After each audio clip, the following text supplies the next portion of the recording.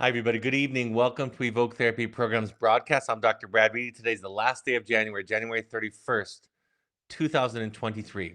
So tonight's format is something we've never done before. We asked or invited followers on our social media platform both to submit questions, but also we opened this up so that people could attend live because we've been getting so many requests from podcast listeners wanting to attend, excuse me, and participate in the live form. So we thought we'd give this opportunity. We'll do this a couple of times a year to give people that aren't Evoke alumni and Evoke clients a chance to participate in this process.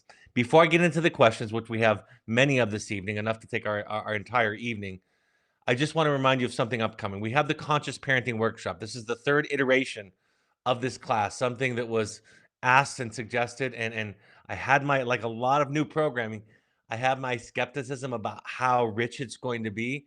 And at the end of the first day of the first one, I said to the person who was moderating for me this evening, that day, I said, I want to do this a lot of times. I want to do this over and over again. So we limit it to 24 people. We have a few spots left open for our February offering on the 24th of February. It's an all-day offering. We limit it to 24 so that we can have a lot of interaction. That includes shared screen. So if there's a couple on a shared screen, those are counted as two in the broadcast. So it's an interactive thing. It's a dialogue. We can have exercises and dialogue, and in some cases, not just responding to your questions as a one-sided answer, but also responding as if I was your therapist or your parent coach. How would I respond to your inquiries, your questions? So the conscious parenting workshop, February 24th, 9:30 a.m. to 4:30 p.m. 1 hour break for lunch. Those are mountain times. And it's $400 per person or $700 per couple if a shared screen. So with that, I'm going to get into the pre-submitted questions. Becky, who's moderating for me this evening, will post that first question and we'll get right into it. Somebody writes, I had a traumatic ending to treatment with a long-time therapist. He said he had been too defended to be able to be available on an issue core to my treatment. But then he couldn't accept my anger. He said it was projection and it hurt so much more, and I felt unsafe to return. A year later, I still feel stuck with this, unable to resolve fully. Please help.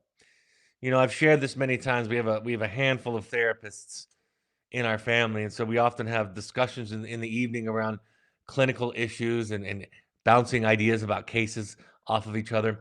And one of the things that we talk about is this idea about how we're all such proponents of therapy, such advocates for therapy. Everybody in my family, from the youngest at 15 to my oldest child at 30 to my wife and I, everybody goes to psychotherapy regularly. But when we talk about the benefit of therapy, the one thing that we notice is that it's not all therapy. Not all therapy is created equally. And what it sounds like very clearly, excuse me. What it sounds like very clearly is you had a therapist that was inadequate, that hadn't done their work. And for me, it's a sacred trust with a therapist. I talk about this idea all of the time, which is we do an experiential therapeutic approach at Evoke. We have a wilderness therapy program. We have an intensive program where we use lots of art and psychodrama. So we believe in the power and the effectiveness of involving the whole self in therapy. We believe in experiential therapy. But one thing that I teach often is that all therapy is experiential. Even if you walk into a small, tiny room with white walls and no art and two chairs in the room, and that's all that there is, that's experiential because the experience is that you're putting your trust, you're going to tell somebody the truth about yourself. I had a friend a few years ago who'd been in and out of therapy, and it was an open discussion with us. And I asked him, I asked him at one of his visits, I said, "Are you still going to therapy?" He said, "No, I think it's a waste of time. I'm lying to my therapist constantly." And I chuckled, and I said, "That's the way it is for all of us. It's really risky to tell the therapist the truth about yourself because the risk is that the therapist is going to respond the way that people in our background has responded." So honestly, from your description, obviously I wasn't there and I don't know the therapist, but that's a narcissistically wounded therapist who has not done their work and does not understand the art and craft of therapy. And the thing that I'm most sorry about is that you had such a wounding experience that you're reluctant to try it again. You have that taste in your mouth from that. So I'm sorry about that. What I can tell you is look for a therapist who looks for you. I have an article on the web about what to look for in a therapist. My most recent book, The Audacity to Be You, has a part on psychotherapy about what I think it is, how I see it. And in there, I talk about those same principles about what to look for in a therapist. And your therapist, in just your short little paragraph question, violated a few of those things that I would say would be rule outs for therapists. So I'm sorry, it's not you. I do understand, no matter how much I can explain it academically, intellectually, I do understand that it's nearly impossible to get that horrible feeling out of you. There's something called projective identification where we not just project onto people something, but we project into somebody something. We give them our feeling. And your therapist felt inadequate, and he or she or they were unable to own it. And instead of owning it, instead of getting supervision, getting training, doing their own work, they projected it into you. And it's like I said, it's nearly impossible to get it out of you. The only thing that happens, the only thing that can help with that, I think, is time and have a reparative experience. If you're interested, if you're listening or watching tonight, I would encourage you to consider Evoke's coaching. They're all attachment based, and if you reached out to Becky BECCI Becky at evoketherapy.com, she can guide you through finding a therapist that you can have a much better experience with via virtual coaching. So I'm very, very sorry about that. Somebody writes, any tips for an engineer who wants to switch careers to mental health and counseling? You know, first of all, it sounds like you're finding your bliss. You're turning, and I don't know how old you are and what point it is, but I commend you for having the courage to kind of announce your dreams with your question. First of all, even if you were going from mental health to engineering, which by the way, I just realized as I said that I have a colleague who did go in that direction. Went from engineering, excuse me, went from psychotherapy training to engineering, and it was what he needed. So I have a document actually. Um, I don't know if you can share it. I don't think I can share it right now. But if you email me at webinar@evoketherapy.com, again, if you're listening, I'm happy to share where it's my own perspective about this grid about the various degrees and trainings in psychotherapy, from a clinical psych degree to a counseling psych to a PsyD to a marriage and family therapy, social work degree, and various other degrees, and kind of grade them in terms of their training, what they offer, what their strengths and weaknesses are, and how the field of therapy looks upon them, what kind of prestige they have, how much is research versus how much is focused on clinical training. So I'm happy to share that with anybody. I made it years ago and have kind of tweaked it throughout the years because I get asked a lot by our therapeutic field staff about getting into graduate school. So for me, it's just, I mean, I don't know your truth. I don't know what you should do. That's a fact. But it sounds like you do, and it's never too late. I have a painting, or a drawing actually, more accurately, just behind me that my grandmother made when she was in college in her 80s, and she was getting her bachelor's degree in technical drawing. And she was always an inspiration to me for um, somebody who lived every day to its fullest, all the way to the end of her life. So embrace it, make the turn, whatever direction you need. I love the quote. I think it's the artist and writer. I think his name is Brian Andreas. He might even have a pen name, but he says the world shifted, the world changed when she figured out that the key to happiness was doing more of what made her happy. I totally butchered that, by the way. But this idea that we find ourselves by following our bliss.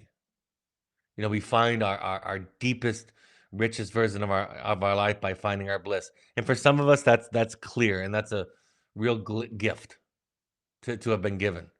I'm so grateful that I knew my first semester of my undergraduate degree. I shifted majors after that first semester, and I knew what I wanted to do for the rest of my life. I didn't know it would be in wilderness therapy and intensive therapy. I didn't know it would be in attachment-based psychotherapy. I didn't know all of the details, of course, but I knew generally the direction. And I know lots of people who are late bloomers. My son, who's extraordinarily talented, considers himself a late bloomer because he didn't find his niche until he was in his late 20s. And I think a lot of us could chuckle at that. So I would just say, go for it. I wrote this last week that the greatest regret that I have, and I don't have a lot of them. And the reason I don't have a lot of regrets is not because I haven't made lots of mistakes, which I have made lots of mistakes.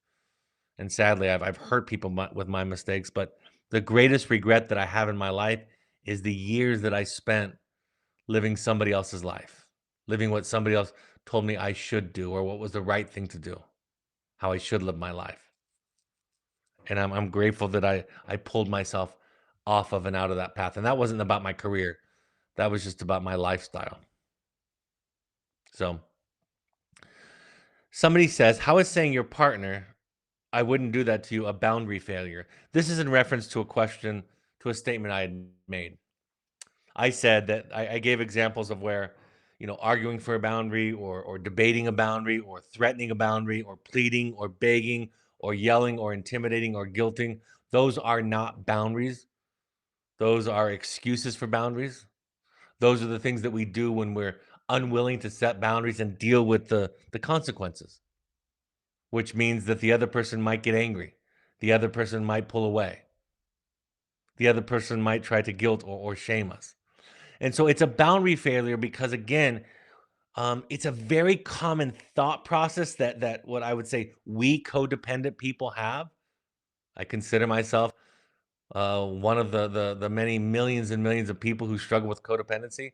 So we codependents have this idea that people should or ought to treat us like the way that we treat them, and we say that as if to provoke or evoke in them some kind of guilt so that they'll treat us better. We're just trying to guilt them, lecture them, pressure them in some way, and trying to treat us better. It's an okay thing to think.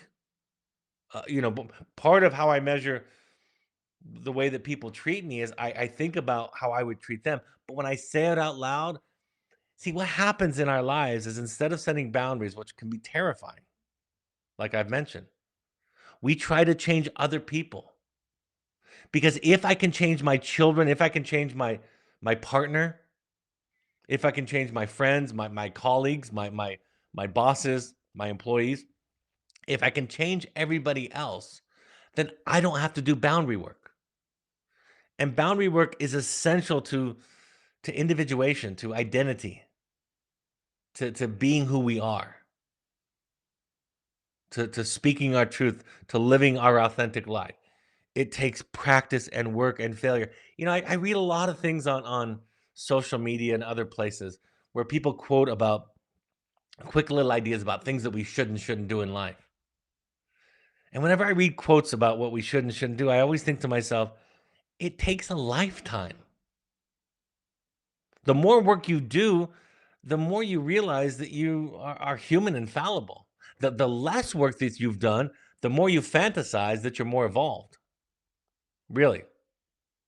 The most enlightened people that have ever walked on the planet would tell you to a person how flawed they are.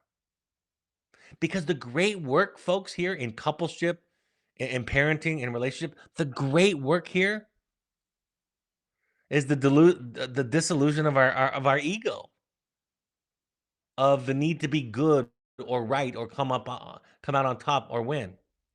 So when we say that, I don't know if I use the word boundary failure, but when we say that, it becomes a barrier to setting good boundaries because we're hoping that something I say to the other person will trigger them into changing so I don't have to say, no, you can't treat me that way. Here's the line I'm drawing in my life. So that's what I meant by that.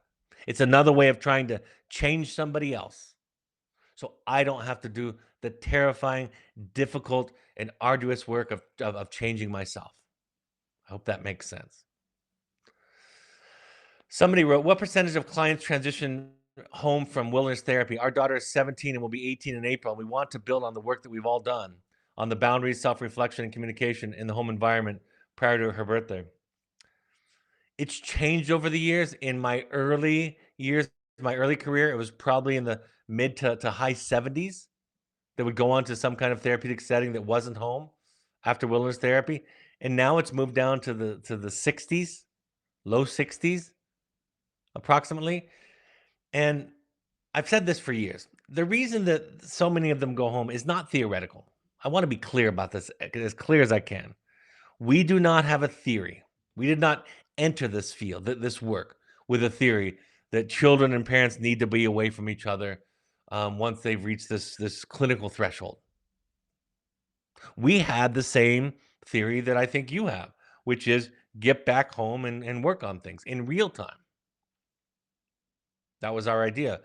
It is our experience that tells us that that particular path or trajectory doesn't work a lot of the time. I've talked to a couple of folks about this recently. This idea that part of the grief and the shift that we parents have to make is to realize at about this age, the child needs to go away. And I'm not talking about treatment wise, by the way. For my children, it was college. For my son, he belonged to a church and went on a church mission. That was his path. And even though they went away for college, and in his case, a service mission, it was still a great loss and a grief to me. And I remember thinking, even though these are good reasons, it's still a loss. And so part of what I've been able to do for myself is make the shift is to say the way that I love my children is by embracing the idea of something my therapist taught me many years ago when my son was going away by his own choice and a service mission. When my therapist said to me, he knows how much you love him. Nothing you say in the waning days of his departure are going to change that for one way or the other. And that gave me some comfort. But then she added, and he needs to get away from you as far as he can. He needs to get as far away from you as he can, she said. And I remember the relief that I felt because I thought I can do that for him. My son, who's 20, just moved away for good, he says. Not just for college. He's in his junior year of college. He got an apartment and he doesn't plan on coming home during the summers. And of course, there's a loss and there's a hole, but that's the way that it goes. Go out there and live your life. What I do know, this is really important. This is not my quote that I'm about to paraphrase, but I believe it wholeheartedly. Goes along with what I'm teaching. One way to measure health in families, somebody wrote, is how easily a family lets somebody leave, where they can become a larger person and then come back effortlessly. So it's not as we've just found that it's not as effective once children get to this point for them often to move back in the home. It could work. It could work. And I think the reason it's moved from the high 70s to the low 60s over the 27 years that I've been doing this, 26 years that I've been doing this, I think the reason that it's moved in that direction is because there are so many services available to families therapeutically, and so many of us that have done this work are offering coaching and mentoring. And I think one of the reasons why it's working is because parents have done their work.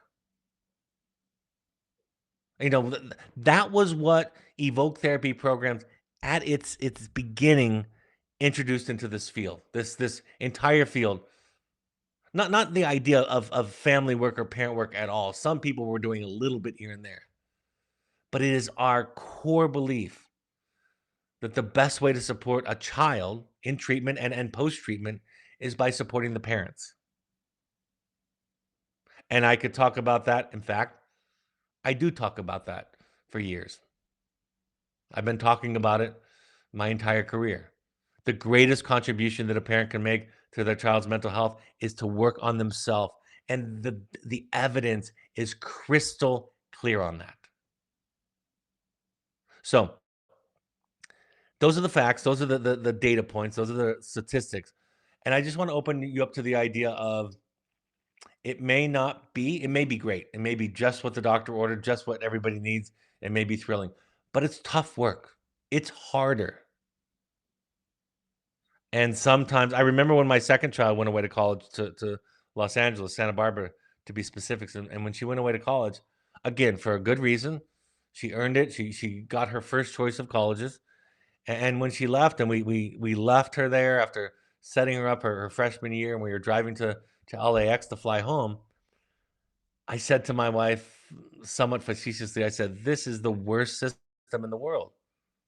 One day they're your child and you're responsible for them, and the next day they're just gone. You're not a part of their daily life." And I was, for the first month, maybe 2 of her departure, I was in tears. I wouldn't even talk to her on FaceTime because I would be too emotional. I didn't want her to feel responsible for how sad I was. So I just kept it to texts and some calls. Took care of my emotions myself. It's difficult, it's hard. So I guess that's those are my thinking, my thoughts around the questions. Not some of that is, of course, way beyond the question that you asked.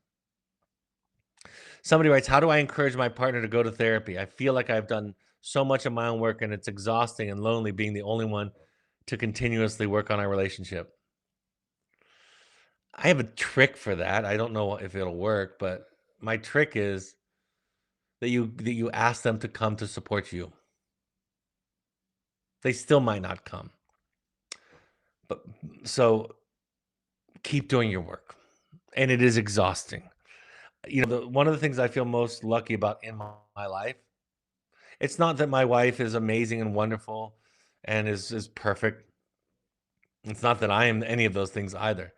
It's that I have a partner who's willing to work on themselves. And so when you're in this life dealing with the challenges that we all deal with, if you don't have a partner who's willing to do their work, who's, as they say, equally yoked, it's extraordinarily difficult and painful. It's like fighting a fight with one hand tied behind your back. So ask them. What I would stay away from is telling them that they need it, telling them that it's the right thing to do. If you can do this, and you may have already done this, but the best that I can offer is to say, I need help. I need support. And I want to teach you all something else about couples therapy and family therapy that I don't think I've ever said. I'm sure I've never said it in all of my years doing this broadcast. It's not fun when you're a parent, family therapy a lot of the time, or when you're a partner. It's not the place where you're going to be seen the entire time. In fact, a lot of it is going to be downright unpleasant. You're going to be asked. The very task of family therapy, of couples therapy, asks you to listen and contain and hold on to things, sit with things that are going to be extraordinarily unpleasant, that you're going to disagree with, that you see differently. That's why I'm such a fan of going to individual therapy in addition to family and couples therapy. And that wasn't exactly a question, but I wanted to mention that because I'm aware of that. My therapist is where I go to be seen, to feel safe, to be fed. And family therapy or couples therapy, when I have gone to it, which I've gone to plenty of that also, is oftentimes really, really unpleasant and really unsatisfying. But knowing that on the front end. Now, I don't know why I have some gender biases, I think, that are coming up with who I imagine wrote that question, because there's no gender in there, and so I apologize for that. I didn't share what my gender bias was, but I had one. What I would say to you is, I cannot tell you how many times a partner has brought another partner to a couples intensive or to couples therapy with me. And after spending some time with me, the reluctant partner, the one who was resistant, has said to me, "If I knew it was like this, I would have come years ago." And what I say to the engaged partner, what I say to the one who's already motivated and already doing their work, this is not going to be incredibly pleasant.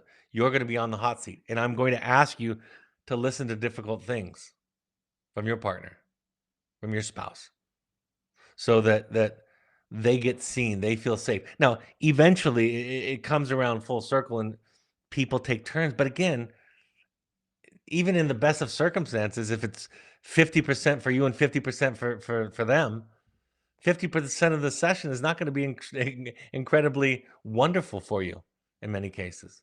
So part of it is if they'll come, if you can ask them to come with you to help you because you want the help and you want the support. Not because they need to, not because it's the right thing for them to do, not because they're not doing their work and you are, not all the moralisms and shoulds and shouldn'ts, but just I need help. Will you come? That may work and it may not. And in the end, like I said, just keep going.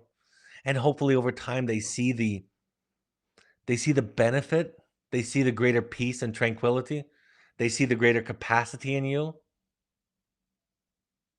they see the patience, they see the love, and they see the non-judgment. Hopefully when they see that, they might be more interested in coming, but you're right, it's hard. I don't I it would be very, very difficult to be in a marriage than be in a marriage for a long, long time with a partner who wasn't willing to look at themselves, to to heal, to grow. Sometimes I walk around thinking there's so many people living as Socrates, as it's often referred to as Socrates, he didn't say it, but the unexamined life. Maybe it was him who said the unexamined life was not worth living. I think it might have been Plato quoting him, but the point is, there's so many people that are going around with challenges, with just assuming that they have all the answers. And I think that's really hard to be around. Somebody who doesn't have what the Buddhists call the beginner's mind, open to new ideas. Like I talk about often in psychotherapy is the heroic moment comes when the non-identified patient asks or considers the idea that they might have some part in the problem, in the dynamic. So I empathize with you. I don't know if anything I said will help or work. It may not, and I feel for you. Somebody wrote, "What book would you recommend to a teen that is the equivalent of the books you've written for parents and adults?" I saw this question come in. I get this question now and again. I want to say this to be as clear as I can. Children don't learn the same way that adults learn, and we think they do. I think we know scientifically they don't. We know that developmentally that their brains are shaped and function different than ours. They respond differently. They learn through experience. They learn through boundaries and trial and error, and they learn slowly. But they don't learn. In fact, we might not even as learn. We might not even learn as much as we think we do, through academics and reading. Although I think it can inspire the adult brain more so than the adolescent or the child's brain. So my answer is children respond to stories. They don't respond to self-help books. I would give self-help books now and again, but remember this, children don't think they have a problem. Now, if they do think they have a problem, if they think they have anxiety or depression or some other mental health issue or addiction, if they own that, really and truly own that, then yeah, self-help can be helpful. But so many of them don't. They think that you have a problem with them, and that problem is your problem, not their problem. And they think you're just making it their problem by the way you're responding. So my answer to the question is I don't think of giving books to teenagers and children. Again, the more ownership they took over their problems, I like stories. I remember I've given The Chosen away. I given The Perks of Being a Wallflower. I gave the Tao of Pooh, Winnie the Pooh, The Knight in Rusty Armor. Man's Search for Meaning is pretty clinical by Viktor Frankl, but that's one that some kids have responded to. The Dharma Punks, Raising Cain. I give them stories, if anything, and they learn better with stories. One of my favorite quotes from a child psychologist talking about why we use play for children. If you ever get frustrated because you hear stories about how the therapist is playing checkers or chess or games with your children, even your adolescent, your teenage children, and you ever wonder or get frustrated with the lack of intensity, that's actually best practice in most cases because the language of children is play. We are much more verbal, analytical. We have an entire section of our brain that the adolescent doesn't have. And by adolescent, when we talk about it in terms of neurology and brain science, we're talking about 25 years ish or younger. So that goes on quite a while. The adolescent brain. Wonderful book by Daniel Siegel on the adolescent brain. But that's not how children learn. They learn through stories. They learn through experience. That's why I say, I think one of the things I've said over the years many, many times is that we try to change, we parents, including myself, we try to change children from the inside out by teaching them and lecturing, talking. And children really change from the outside in. They change through the experience that they're having. And it's slow going. So thanks for that. Somebody writes, I don't think my child's, this is a 16-year-old daughter. I don't think my 16-year-old daughter's therapist is very good, but she likes her. I am worried that my daughter isn't getting challenged and is just telling her therapist what she thinks the therapist wants to know. What are your thoughts on a parent intervening and firing the therapist? Again, some of these questions are difficult because I don't know the right answer, but I'll tell you my feeling about this and the principles involved. I think it takes a long time for any of us to make progress in therapy. And if a child is willing to go to a therapist and they're reporting having a good experience and liking that person, that's a good thing. And generally speaking, unless you see something grossly inappropriate, I lean toward giving the child choice over that. See, one thing we know about trauma, which of course every human being has, some a lot more than others. But one thing we know about trauma, one element of trauma, of all trauma, is the lack of power, the loss of power. It happens to us. We can't stop it. We can't manage it. So it's very critical, even in the work that we do at Evoke, it's very critical that we therapists and we parents give our children some power over their healing, even if it's a lot slower than we would like it to go. So in general, I tend to give the child more leeway with therapy and therapists. And by the way, I'm not a huge fan of outpatient therapy with teenagers, especially younger ones and children. Again, I don't think that's the way a lot of them learn. Even though my 15-year-old goes to therapy, she's probably more like a 17-year-old therapeutically, clinically, the way that she thinks and conceptualizes things. The fact that she said to us after this is probably her fifth therapist that and she's fired all of them. And we've not forced her to go to any of them. I generally don't believe in forcing teenagers to go to outpatient therapy. I don't I think it's therapy's hard enough when you really, really, really, really want it. So when you multiply that difficulty by not wanting to go and just going because you're told, it's a lot of headwind. It's a lot of headwind. So my daughter's on her around her fifth therapist, fifth or sixth therapist by her choosing, and she said she loves her. And I asked, what do you like about it?" She says, "I tell her what I think, I tell her my experiences, and she's able to just say it back to me just in a different way that shows me that she truly understands." And that's gold. That's everything. That's attachment. That's nervous system safety and regulation. That's a therapist taking in somebody's experience and metabolizing it and reflecting it back in a way that the person feels seen and heard and understood. I know you didn't ask that part of the question, but Those are my thoughts on it. Somebody writes, my wife thinks I have a problem with drinking, but I am not so sure. How would you respond to her concerns and feedback if you were me?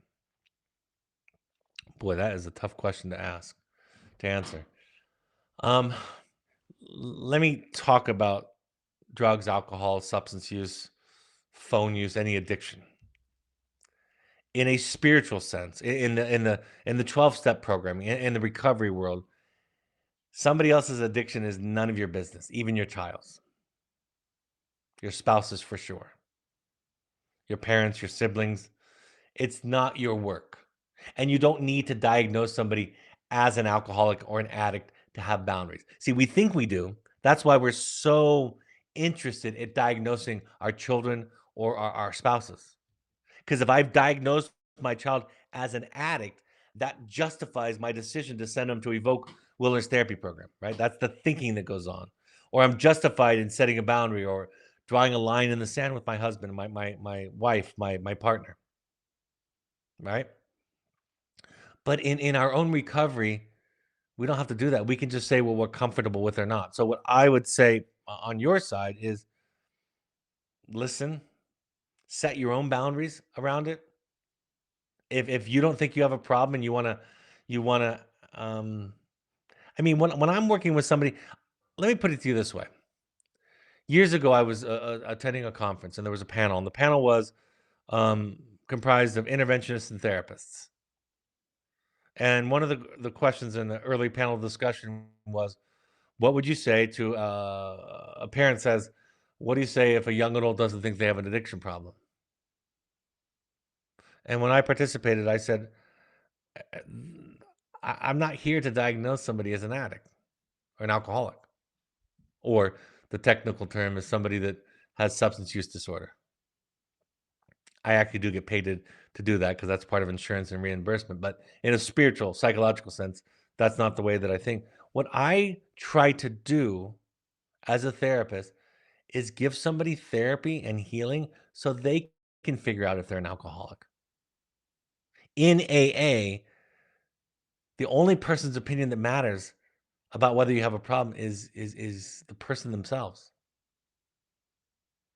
And that doesn't mean that we can't say, look, you may not be an alcoholic. You might not have substance use disorder, whatever words you want to use. But I can't have drinking in my life, or I can't have drugs in the home, or pick the line. You get to say that, and you don't have to be right. I mean, that's the shift toward mental health. Mental illness is about being right and good in a lot of ways. And then therefore we have lots of defenses. And the defenses are there to protect us against the threat that we are bad, that we're being told and given feedback that we're bad. Okay? Mental health is abandoning that altogether and knowing that we're human, that we're good and bad, wise and ignorant, generous and stingy, creative and boring, right? Charitable and hateful at times. We're That's mental health. Mental health is the defense is gone because there's no threat because I'm safe and I'm okay. Ideally, that sense of safety comes from our experience with our parents growing up, but where that's missing, where that's not quietly completed, we can get that from psychotherapy, from community like AA or Al-Anon or CODA or other support groups. So really mental health, folks, is about accepting your fallibility. That's why the subtitle of the Audacity to Be You, learning to love your horrible rotten self, that's what it's all about. When somebody accepts themselves as they are, they're more generous, they have better boundaries, they're more assertive, they're more honest, they're more fulfilled, they're more kind, they have more energy to give, and when they don't have it, they're able to say no. So it sounds like your wife is on your side of the street, and maybe you could both go to Al-Anon or Codependence Anonymous. Maybe you could go because I've yet to meet somebody who struggles with substance use that doesn't have codependency. I've never met anybody. because codependency is a fundamental idea about how we see ourselves in relationships to others, how we see our emotions and others' emotions in relationship to each other, the guilt and the shame that we carry, the programming from our childhood. So maybe go to Codependence Anonymous, maybe go to Al-Anon, maybe go with her, maybe go to an AA meeting and listen to what people have to say. But I think setting a clear boundary would be your that would be your duty, your responsibility to set it with her if it's something that is a repetitive theme. Somebody writes, my 28-year-old son, adult son, recently went through a traumatic breakup with his girlfriend, and he moved back home to recuperate and reset. Yet he is spending all of his time smoking marijuana, playing video games, and hanging out with friends. He has a graduate degree, but is not pursuing a career. What would you recommend I do? I don't want to ignore his trauma, but I don't want to enable him. I don't want to enable him. I think it should be escaping from life. That's a tough one. We could talk about leverage points. We could talk about boundaries, and you're allowed to set any of them. We could talk about that at length. If the relationship that he's just gone through ended in a traumatic fashion, and he's healing or hiding, and sometimes those can be the same thing, I think this is not something that's going to be handled in kind of a 1, 2, 3-step approach. Excuse me. I think if you apply leverage, you may lose the relationship. Again, this is what's important. If anything that he's doing, you're allowed to have a boundary. And I don't get to tell you, and no psychotherapist or interventionist gets to tell you either. I mean, they can if they want to, but it's nonsense. Nobody tells you what to do and what boundaries to set, so you get to decide. But what I would say is make sure you're doing your work and staying in a relationship with him, having discussions. What I think about in situations like this, even with the last person that was writing about the spouse that was worried about drinking, what I would say is don't focus on correcting the behavior. Focus on assisting, supporting, facilitating healing the wound. Then the behavior will fix itself. As my therapist said in her one of her more recent books, we don't steal people's crutches. Using crutches, as she points out, takes great effort. Drinking alcohol, if it's a problem, requires great resources, great psychological, mental energy. What we do instead is we try to heal. Even when I'm dealing with a client who's coming to me about drinking or playing too many video games, I don't even focus on it then. I try to heal the fundamental wound, the fundamental trauma, provide the space for it, facilitate healing. And then the crutch that the person is using to support the injured part of themselves, they will gladly get rid of it. That is the whole essence of the shift of attachment-based therapy versus many, many therapies that are out there today. Not symptom focused. It's not that different than when a psychologist asked me in a presentation I was giving a few years ago on codependency, and she interpreted something I said in her question. She said, Brad, how can you tell us to tell, for example, a mother to kick her addicted child out of the home when the result could be death? And I paused and corrected the interpretations. I would never say that. I would never tell a mother to kick her child out of the house. That's not my job. Or I would never tell a mother to keep the child in the house either. That's not my job either. That's I used to do that. What I would do is I would help the mother heal her codependency, and she would decide. And from a healed place, it would be the right decision. So I would say the same thing applies to your son. Stay in dialogue, be a research, make sure you're doing your work. Offer support for healing the trauma. Don't worry about the hiding in the room, the not getting a job, the not smoking marijuana. Don't worry about that, is my idea. And again, to be clear, you have the right as a human being to set any boundary you want to in your home and what you allow in it. So somebody writes, I love the 12-step program and it has truly saved me, brought me from the brink of insanity to invested deeply in meeting attendance. However, at what point do you leave a dysfunctional group?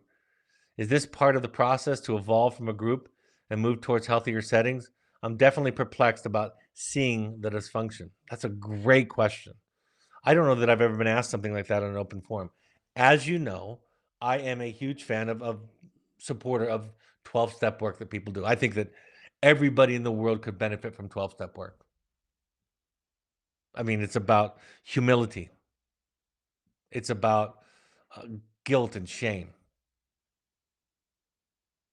right? It's about surrender, letting go of control, trusting, and not trying to control everything. And it's just filled with good principles for living. I used to say to the young adults when I was dealing with them in the context of their recovery work in our program, they would say, I'm not an alcoholic. And I would say, that's great news. Didn't know if you were. But I think this 12-step work might help you stay that way. But, having said all of that, that was really the qualifier. I will tell you this. I have a lot of friends in very long-term recovery. I have a lot of friends in long-term recovery that will tell me, they'll say to me, I don't advertise this loudly. I don't talk about it in large groups, but I don't go to a lot of meetings. I don't get a lot of benefit. I have a sponsor.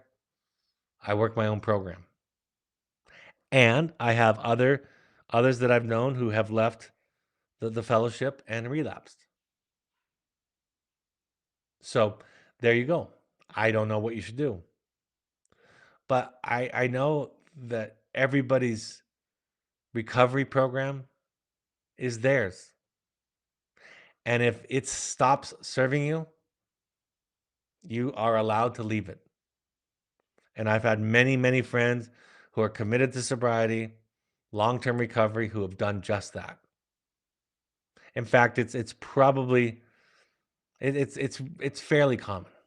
And again, to be clear, I also know people who go every day, or excuse me, not every day, several times a week, their entire life once they get to recovery.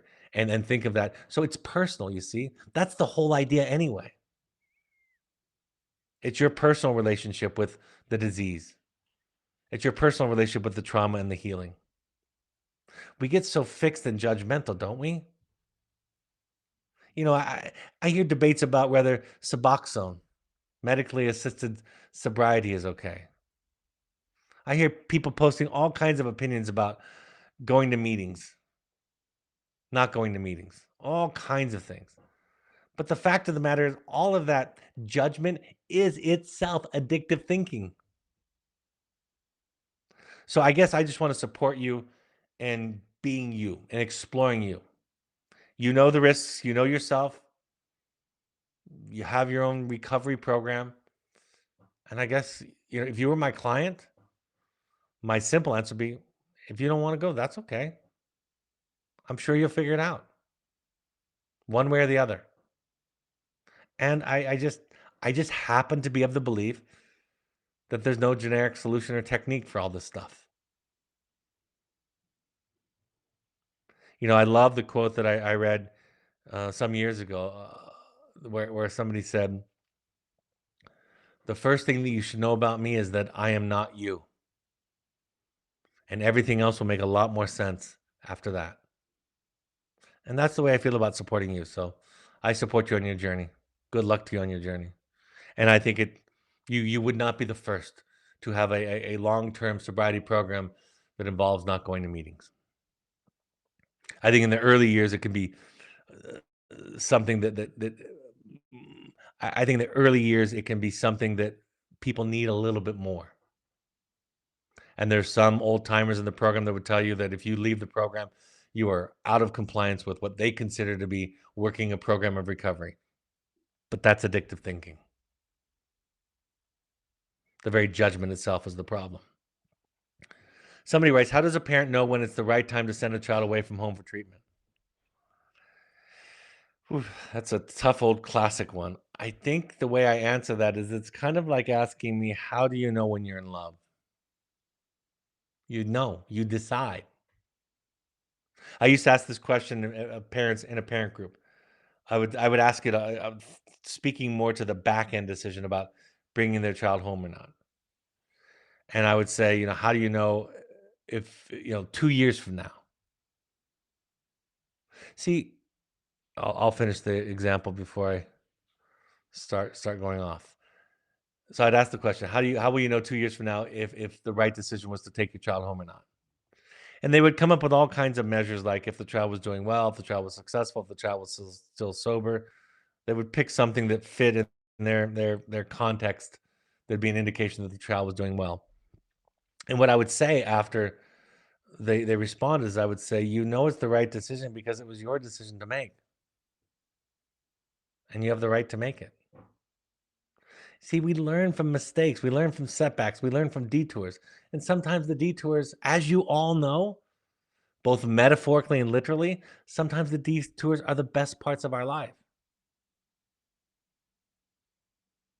You know, I was asked on a podcast that I was being interviewed on years ago. Somebody asked me that they had this standard question that they would ask people at the end of the podcast, something like, "What's the most important parenting principle that you've learned?" And they let me know in advance that they would ask that.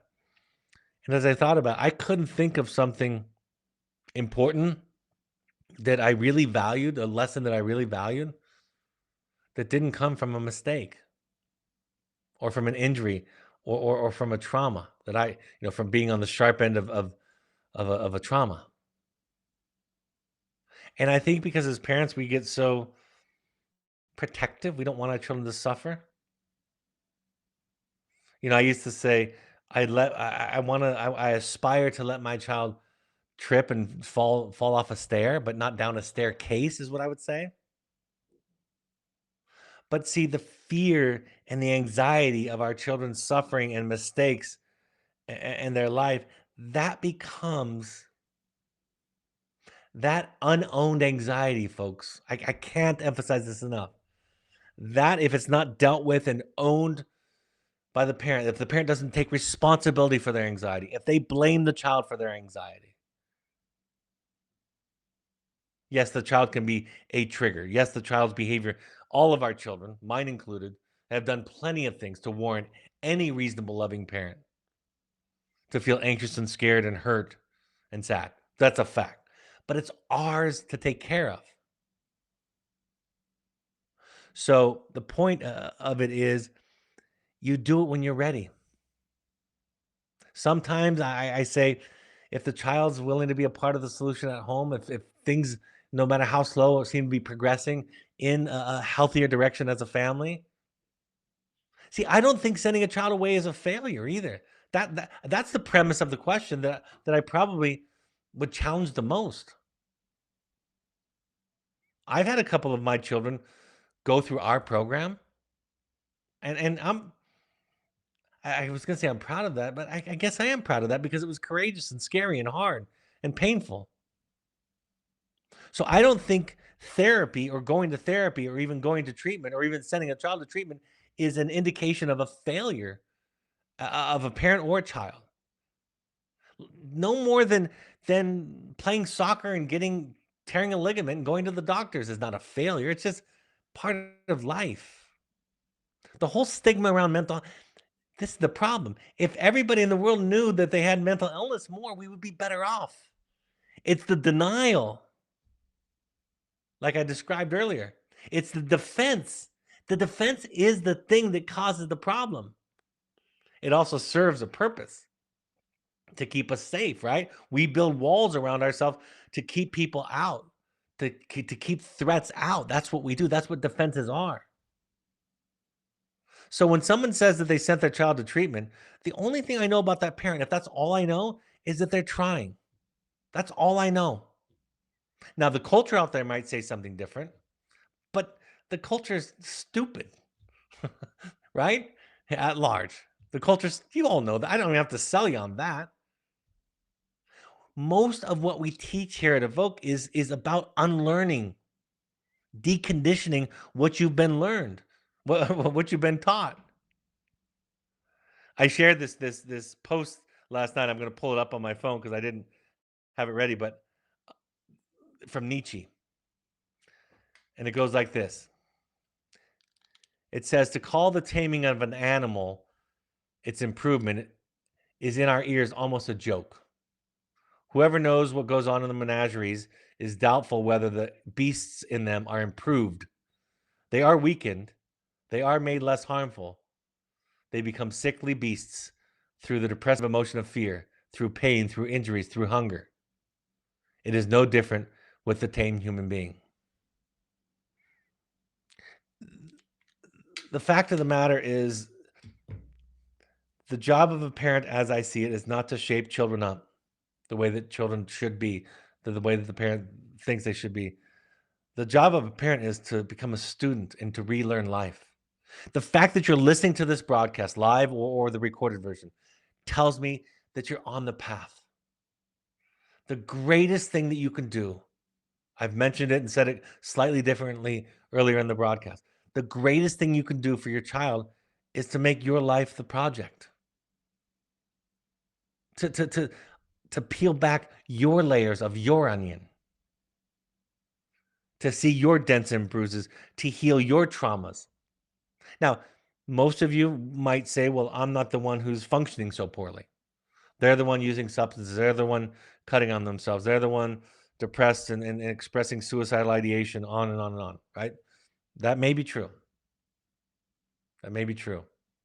But because of those symptoms, those symptoms are asking and begging of us, the parents, to reach deeper, to unlearn, to evolve, to stretch, to transform.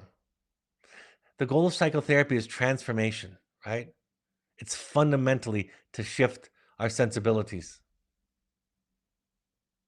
There are small things we learn in psychotherapy also.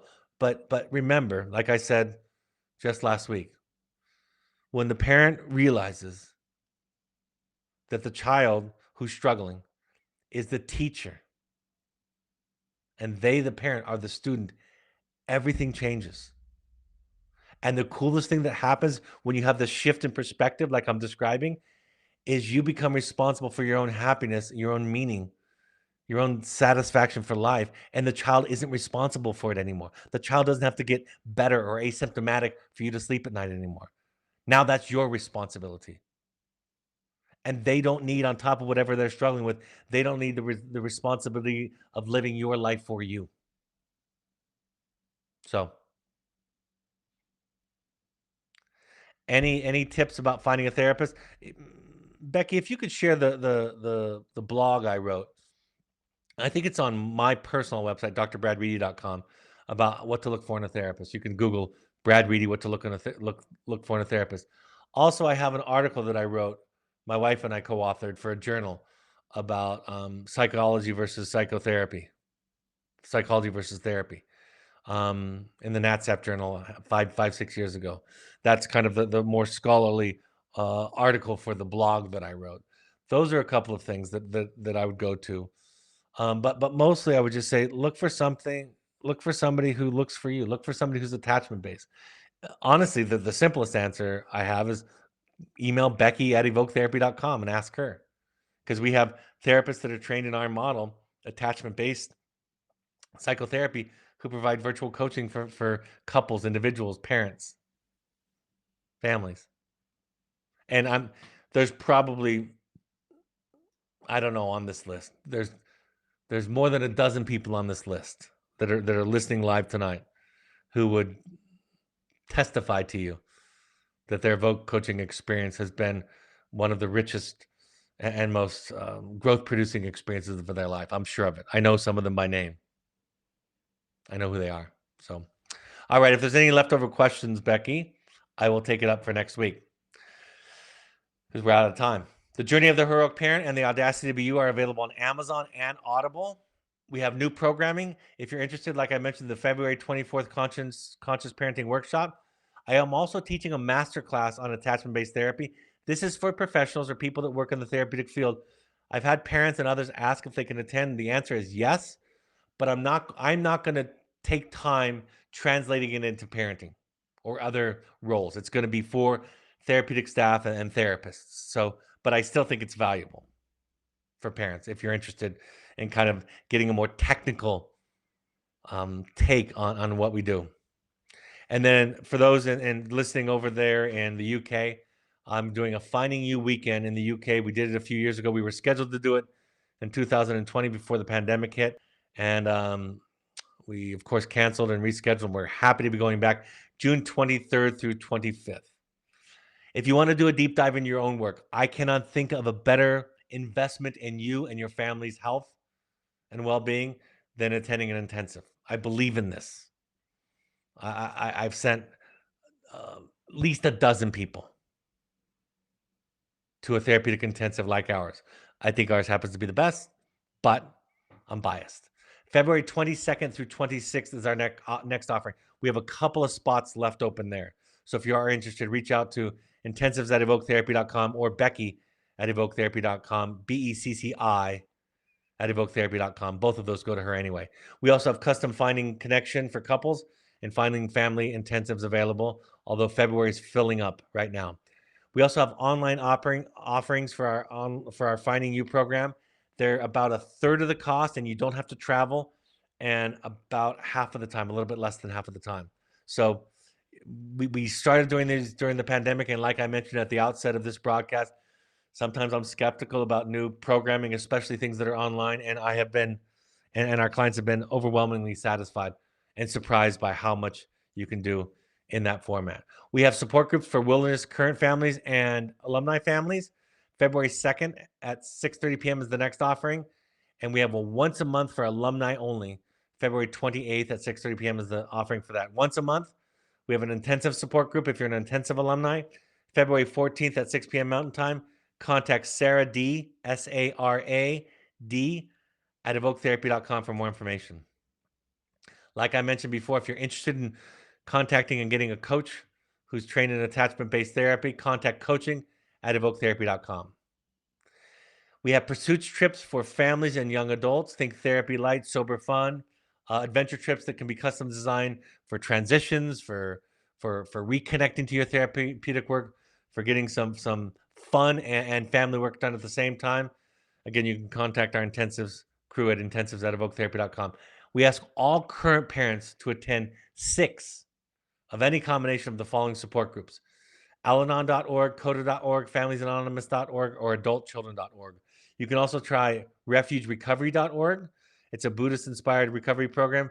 Or you can go to the National Alliance on Mental Illness, NAMI.org, and find local resources and a chapter in your local community that all of these programs are free. That's what's beautiful about them. So if psychotherapy itself is too expensive for you and you don't have the finances, these are great options for folks to go to. All of these broadcasts are available on Spotify or your favorite podcast app. Just search Finding You and Evoke Therapy Podcast, or listen to us on SoundCloud.com on your computer. You can also go to Evoke's YouTube channel and listen and watch there with the slides, the questions with my face. You can find Evoke Therapy programs and me, Dr. Brad Reedy, on Twitter and Instagram using the handles at Evoke Therapy and at Dr. Brad Reedy, respectively. And also Evoke Intensives are on Instagram using the handle at Evoke Therapy Intensives. On Facebook, you can find us by searching Evoke Therapy programs or Evoke Therapy Intensives. And of course, our blog on our website has new content each week. If you want to get back, if you want to give back, if you want to give back financially to people that can't afford treatment, our 3 charitable partners include ChooseMentalHealth.org, Sky'sTheLimitFund.org, and EvokeFamilyFoundation.org. With all of these, you can earmark your donations if you want to, if this matters to you, to be towards a certain population with certain issues, or even a certain program like Evoke. My next broadcast will be a week. Next week, I'm doing 2 broadcasts. So on Tuesday, we'll be doing another Q&A. Any questions left over from today, you can always pre-submit questions, suggestions, requests at webinar@evoketherapy.com. I've had several people reach out and ask for slide decks from previous broadcasts, and I just want you all to know you're always welcome to ask for a slide deck from us. happy to send it to you. My next broadcast will be the 7th of February, next Tuesday at 6:30 p.m. Mountain Time. Another Q&A. And then on Thursday, the 9th of next week, we'll be talking about couples work, which I'm really looking forward to. All right, folks. Thanks for joining me. I hope this is a helpful point of contact. If you're new, if you're not an Evoke, if you're not an Evoke alumni or Evoke participant, then you can find us on all the podcast apps or on the YouTube channel. And for the Evoke family, I'm glad to be of service to you. And for and on behalf of the people that you love and the people that love you, thanks for coming and being willing to do your work. Have a great evening, and I'll talk to you twice next week. Bye-bye.